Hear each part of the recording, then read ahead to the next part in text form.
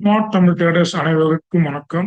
காலாண்டுகள் முடிவுகள் அறிவித்துள்ள சில பங்குகள், ஒரு தொழில்நுட்ப நகர்வு, சந்தைக்கான செய்திகளை இந்த வீடியோல பார்ப்போம். காலாண்டு முடிவுகள். கட்சியல் டெக்னாலஜி Q1 ரிசல்ட் கொடுத்திருக்காங்க. ஐடி துறையில டிசிஎஸ், இன்போசிஸ் போன்ற பிற நிறுவனங்களுடன் ஒப்பிடும்போது கட்சியல் டெக்னாலஜி நிறுவனம் செமிகண்டக்டர் மற்றும் ஏஐ போன்ற துறைகளில் தொடர்ந்து முதலீடு செய்து வருவதால் இது ஒரு தனித்து நிற்கிறது. வருவாய் இன்கம் இந்த ஜூன் காலாண்டில் நிறுவனத்தின் வருவாய் 34,579 கோடியாக உயர்ந்து உள்ளது. இது நிறுவனத்தின் வரலாற்றிலே மிக சிறந்த காலாண்டு வருவாயாகும்.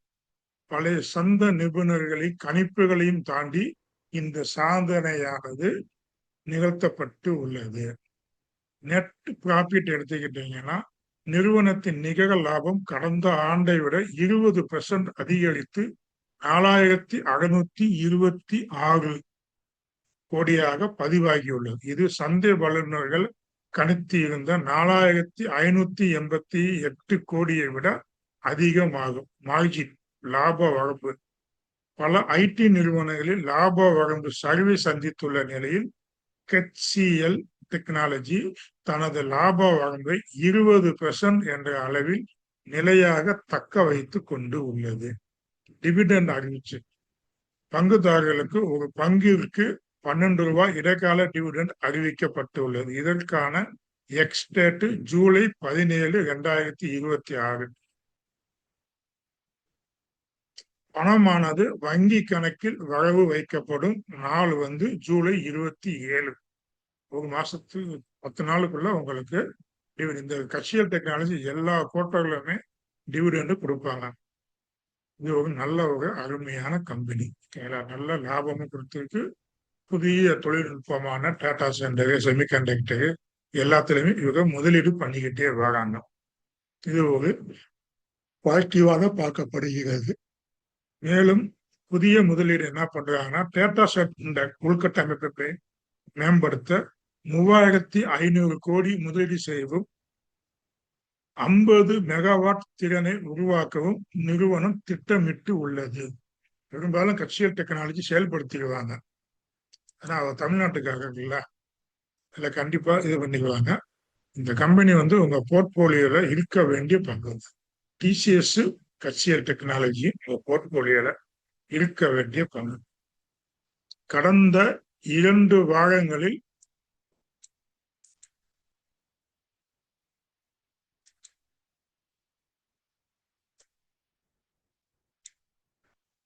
இப்பங்கு 18% வரை மீண்டு உள்ளது. தொழில்நுட்ப ரீதியாக 1,300 முதல் 1,350 வரையிலான விலை வரம்பு தற்போது முக்கியமான ரெசிஸ்டன்ஸாக இருக்கும். இதை பிரேக் பண்ணுச்சு அப்படின்னா நல்லா மேல போகும் கட்சியல் டெக்னாலஜி. அப்புறம் ICICI Prudential AMC management company result கொடுத்து கடந்த டிசம்பர் மாதம் பங்குச்சந்தையில் 2025 பட்டியலிடப்பட்ட இந்த நிறுவனம் சுமார் 1.5 லட்சம் கோடிக்கு அதிகமான சந்தை மதிப்பை கொண்டுள்ளது. இன்கம் இந்த காலாண்டில் நிறுவனத்தின் வருவாயானது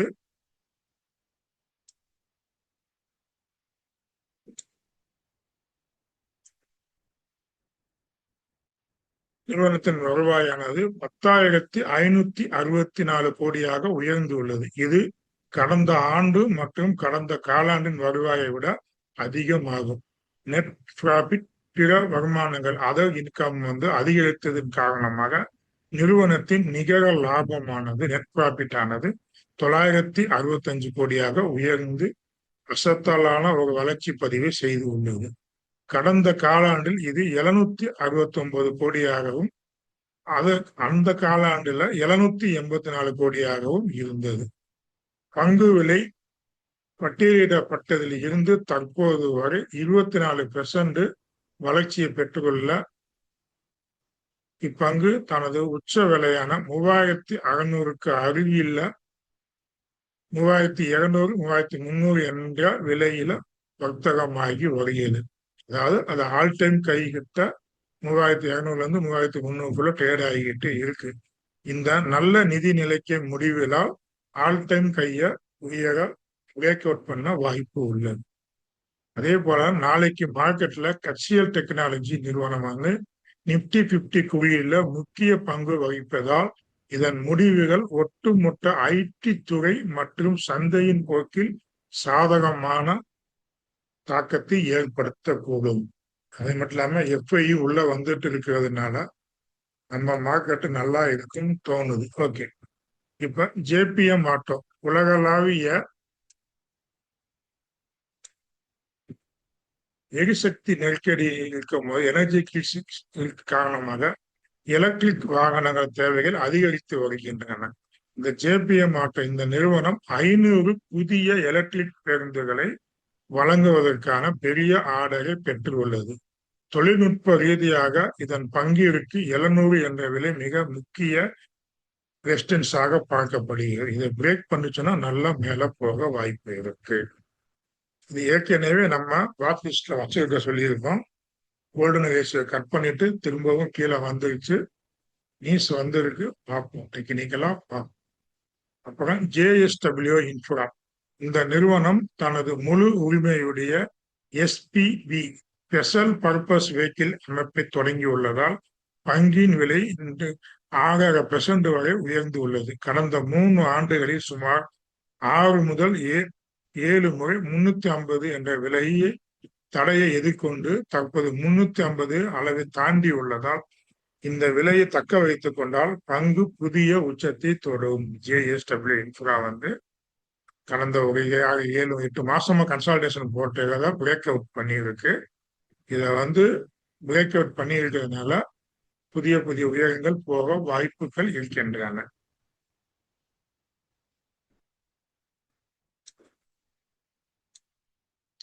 அப்புறம் ஏசியன் பெயிண்ட் கச்சா எண்ணெய் கூடாயில் விலை உயர்வால் ஏற்பட்ட செலவினங்களை சமாளிக்க தங்களின் தயாரிப்புகளின் விலையை சராசரியாக 12% வரை உயர்த்தி உள்ளன. நம்ம தலையில தான் விழுகும். இந்த கவர்மெண்ட் வந்ததுல இருந்தே இவ்வளவு மோசம் பண்ணிக்கிட்டு இருக்காங்க. எல்லா விலையும் ஏறும். கடந்த 2022 ஜனவரியில் 3500 என்ற உச்சத்தை தொட்ட பிறகு கடந்த சில ஆண்டுகளாக இப்பங்கு பெரிய வளர்ச்சியின்றி அதே ரேஞ்சிலே வர்த்தகமாகி வருகிறது. ஏசியன் பெயிண்ட் 2014 இருந்து நம்ம நாட்டுல இன்ஃபிளேஷன் அதிகமாகுது. எல்லா விலையும் பருப்பு விலையில இருந்து அத்தியாவசியமான பொருட்கள் விலை எல்லாம் ஏறி போச்சு. இந்த பினான்சியல் மினிஸ்டர் சேஞ்ச் பண்ணுவாங்கன்னு பார்த்தோம், அதை சேஞ்ச் பண்ணாம விட்டாங்க. இந்த அம்மாவை என்னைக்கு சேஞ்ச் பண்ணி நல்லா ஒரு ஆளை போடுறாங்களோ அன்னைக்கு தாங்க நல்லா இருக்கு. பாலிகேப் பங்கு விலை குறையும் போது பாலிகேப் நிறுவனத்தை லாங் டேர்முக்கு இது எப்பெல்லாம் விலை குறையுதோ அப்பெல்லாம் பாட்டம் அடையாமல் நான் அடுத்த 5-10 ஆண்டுகள் பொறுமையுடன் முதலீடு செய்ய வேண்டும்.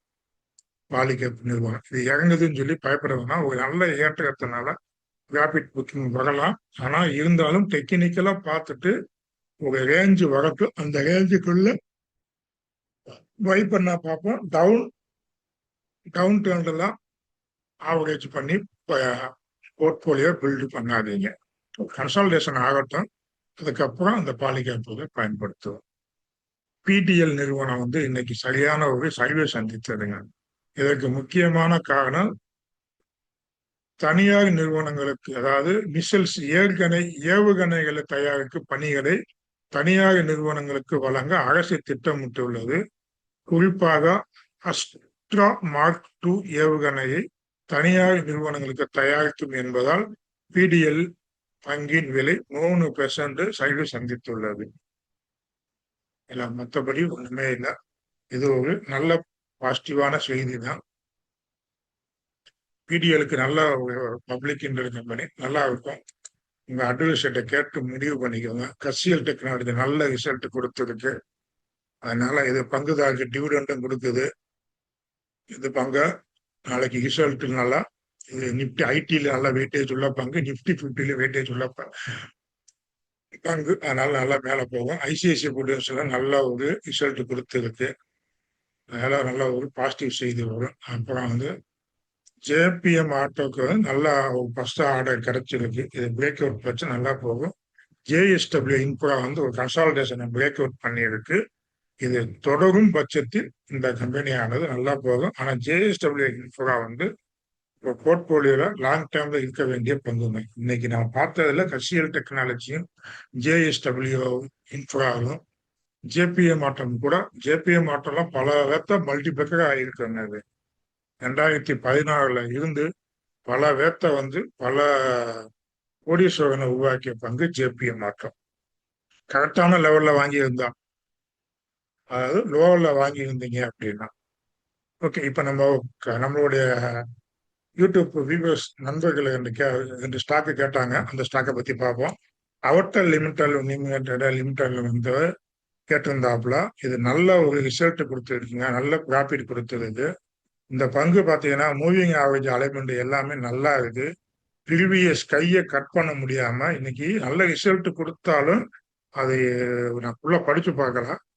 ஒருவேளை வந்து அனலைஸ்ல கொடுத்த ஏட்டை விட இல்லாட்டி முன்னாடி கொடுத்த ரிசல்ட் கொடுத்தப்ப ஃபோர்காஸ்ட் கொடுத்துருப்பாங்க. அதை எதுவும் ரீச் பண்ணலையா என்னன்னு தெரியல. அதனால இன்னைக்கு செல்லிங் ப்ரெஷரோட வந்து கொடுத்துருக்கு. ஆனா நம்ம கேண்டில் ஸ்டிக்ஸோட சப்போர்ட் அண்ட் ரெசிஸ்டன்ஸ் ட்ராப் பண்ணுவோம். இந்த ஜோனு கிட்ட அதிகமான விக்கு உள்ள கேண்டில் இதுதான். இதை மார்க் பண்ணியிருப்பான். அதுக்கப்புறம் நம்ம என்ன பண்ணுவோம் அப்படின்னா டோஜி கேண்டில பார்க்கணும். ஓகேங்களா? இந்த இடத்துல டோஜி கேண்டில இதுக்கு மேல பார்ப்போம். பார்க்கும் போது இந்த இடத்துல இது டோஜி கேண்டில். அதுவும் டோஜி கேண்டில் ஆனது க்ளோஸ் கிட்ட இருக்குன்னு சொன்னோம். இந்த பச்சை கலர் கேண்டில் க்ளோஸ் கிட்ட இந்த ஃபின்னிங் டாப் கேண்டில் வந்து இருக்கு. இந்த பச்சை கலர் கேண்டில், அதாவது 16/10/2025. ஓகேங்களா? இந்த கேண்டிலுடைய பாடியை எப்ப பிரேக் பண்ணுதோ, 200 ரூபாய்க்கு மேல எப்ப பிரேக் பண்ணுதோ அப்ப இந்த பங்கு மேல நல்லா போயிடும். 201 ரூபாய்க்கு மேல இந்த பங்கு நல்லா ஸ்ட்ராங்கா க்ளோஸ் கொடுக்கணும். க்ளோஸ் கொடுத்தா மட்டுமே இந்த பங்கானது நல்லா மேல போகும். அதுக்கப்புறம் வந்து பஜாஜ் கன்சியூமர் தானே கேட்டாப்புல. இந்த பங்கு நம்ம முன்னாடியே வாங்க சொல்லியிருந்தோம். போன போட்டோக்கு முதல் போட்டோல கொடுத்தது மாதிரி.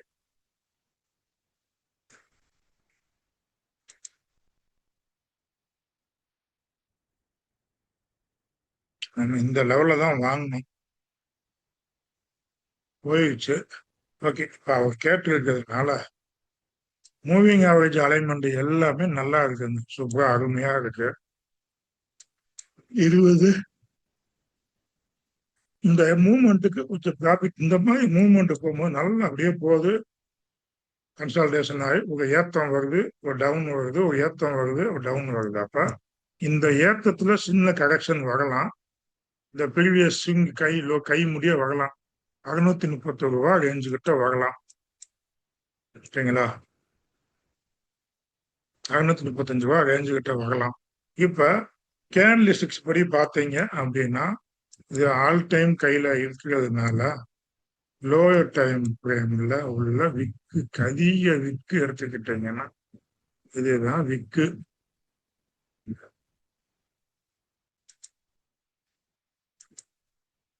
இந்த விக்குக்கு அப்புறம் இது ஒரு விக்கு. சரிங்களா? இந்த விக்கு இப்ப டோஜி கேண்டில பார்க்கணும். அதாவது இன்டர்செக்ஷன் கேண்டில பார்க்கணும். க்ளோஸ் கிட்ட இந்த கேண்டில் வந்து இருக்கு.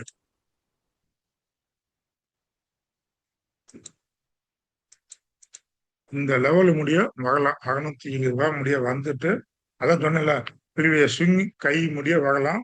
இந்த லோ முடிய கூட வந்திருக்கான்னு பார்த்தா இதுக்கு முன்னாடி வரல. இந்த கை லோ முடிய இந்த இடத்துல வரல. இதுலயும் பாருங்க ஏறினதுக்கு அப்புறம் வரல. ஏர்டெல் இண்டஸ்ட்ரி மாதிரி இந்த ஸ்டாக் நல்லா மூவ்மெண்ட் கொடுக்குது. திருப்பி இந்த இடத்துல வந்துச்சு அப்படின்னா வாங்கலாங்க. நீங்க ஏற்கனவே வச்சிருந்தீங்கன்னா வெயிட் பண்ணுங்க. இல்ல அப்படின்னா பிவட் பாயிண்ட போட்டுக்கோங்க.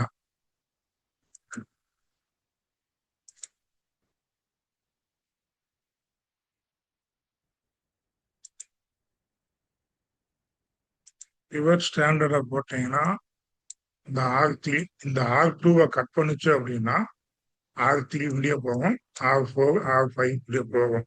இப்போதைக்கு ஆறு பிவட் பாயிண்ட்டுக்கும் R1க்கும் மேல இருக்கிறதுனால ஒரு பூலிஷ் சின்ன ஒரு சைடு வைஸ் வரலாம்.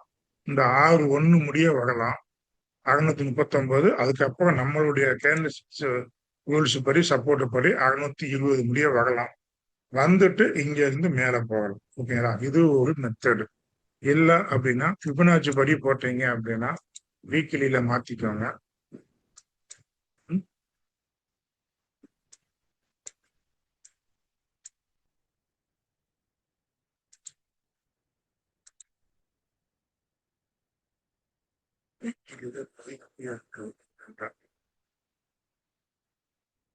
எண்டு யுக்தி போகிறது கேட்டேன்.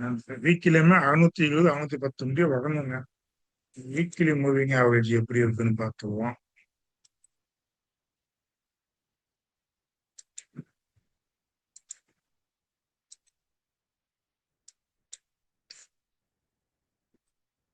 வீக்லி மூவிங் ஆவரேஜ் அளவு நல்லா இருக்கு.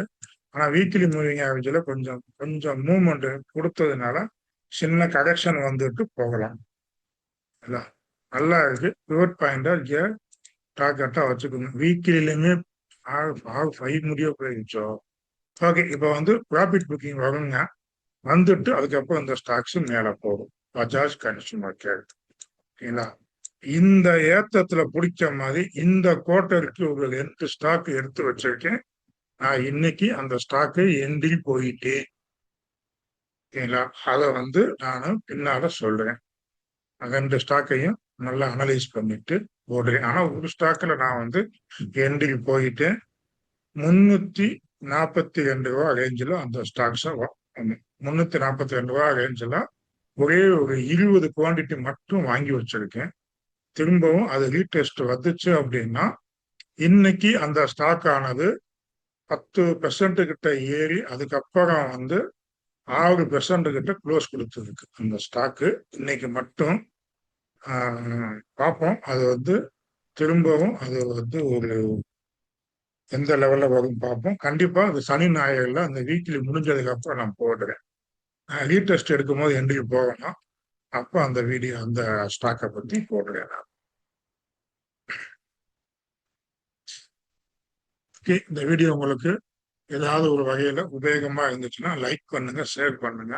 வாழ்க வளத்துடன். நீங்க கேட்ட பங்க சொல்லிட்டேன். அவர்டல் வந்து நல்லா கொடுத்துருக்கு. பஜாஜ் கன்சூமர் வெயிட் பண்ணுங்க. வெயிட் பண்ணி பார்த்துட்டு முடிவு பண்ணிக்கோங்க. வெறும் கேண்டில் 6 மட்டும் வச்சு டிராப் பண்ணி எப்படி பண்ணலாம் அப்படிங்கிறத உதாரணத்தோட உங்களுக்கு இந்த 2 ஸ்டாக்கையும் எக்ஸ்பிளைன் பண்ணியிருக்கேன். இத மற்ற வியூவர்ஸும் இதை நீங்க பயன்படுத்திக்கோங்க. அந்த சப்போர்ட் அண்ட் ரெசிஸ்டன்ஸை டிராப் பண்ணி பழகுங்க. அந்த நியூட்ரல் கேண்டில கண்டுபிடிக்க பழகிக்கோங்க. இதுதான் உங்களுக்கு ஒரு அருமையான முதல் படியை விட்டுறாதீங்க. வாழ்க வளத்துடன். உபயோகமா இருந்துச்சுன்னா லைக் பண்ணுங்க, ஷேர் பண்ணுங்க.